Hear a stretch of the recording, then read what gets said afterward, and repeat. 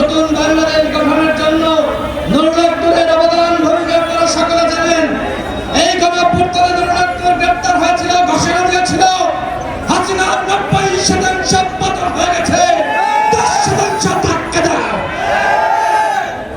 আর সেই নুরুল এখনো পর্যন্ত বিচার পায় না। What is this? আজকে নুরুল তিনি রক্তাক্ত হয়েছেন, আগামীকাল আপনার পালা। সুতরাং জুলাই গণঅভ্যুত্থানের সমস্ত শক্তিকে বলতে চাই, আপনারা একতাবদ্ধ হন। আজকে মনে করছেন যে আপনাকে তো আঘাত করে নাই, কিন্তু মনে রাখবেন হাসিনা পালিয়েছে, হাসিনার ফাঁসিবাদ বাংলাদেশে রয়েছে। এদেরকে যদি নির্মূল না করা যায় তাহলে আগামীকাল আপনার পালা। সুতরাং এই ফাঁসিবাদ তন্ত্র নির্মূল করার জন্য আমাদের সকলকে ঐক্যবদ্ধভাবে লড়াই করতে হবে। নুরুলকে বাঁচিয়ে রাখতে হবে, গণ অধিকার পরিষদকে বাঁচিয়ে রাখতে হবে। কারণ এই গণ অধিকার পরিষদের ইতিহাস আপনারা সকলে জানেন। 2018 সালের সংস্কার আন্দোলন, সেই আন্দোলনের বীজ বপন করেছিল ছাত্র অধিকার পরিষদ। এরপরে 2018 সালের সংস্কার আন্দোলনের নেতৃবৃন্দ 19 সালে আমরা ডাকসু নির্বাচন করি। সেই নির্বাচনে নুরুল তিনি বিপি নির্বাচিত হন।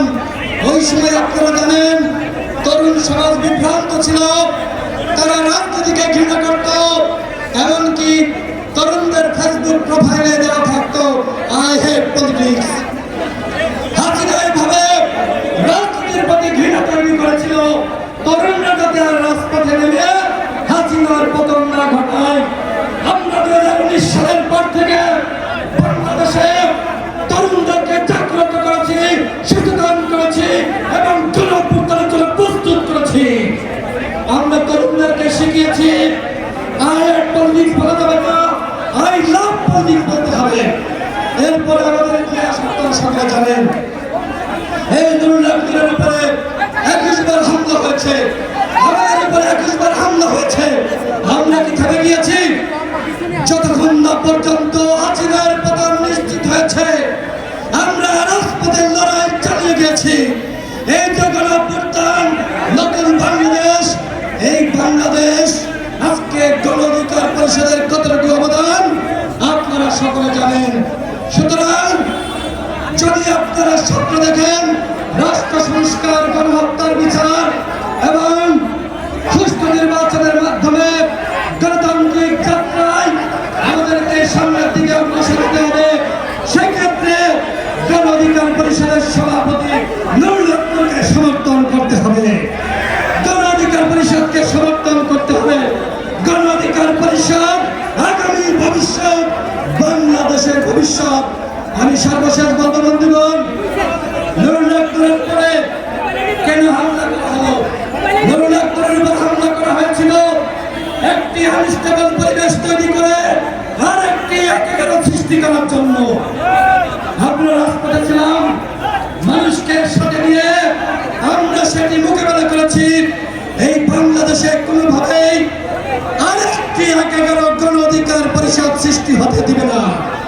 গণ অধিকার পরিষদের জন্ম হয়েছে গণতন্ত্র, ন্যায় বিচার, অধিকার, মর্যাদা প্রতিষ্ঠার জন্য।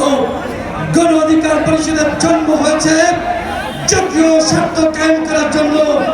গণ অধিকার পরিষদের জন্ম হয়েছে উন্নত সমৃদ্ধ রাষ্ট্র ব্যবস্থা কায়েম করার জন্য।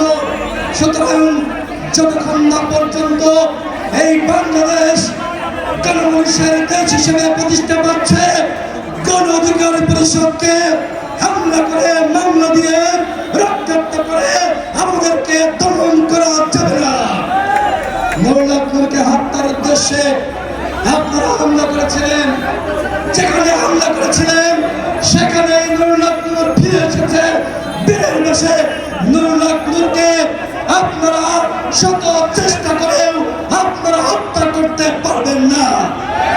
আজকে দেখছেন না এই জাগরণ, আমি নেতৃবৃন্দ আপনাদেরকে আজকে শপথ পাঠ করাতে চাই। আমার পিছনে যারা কথা বলছেন,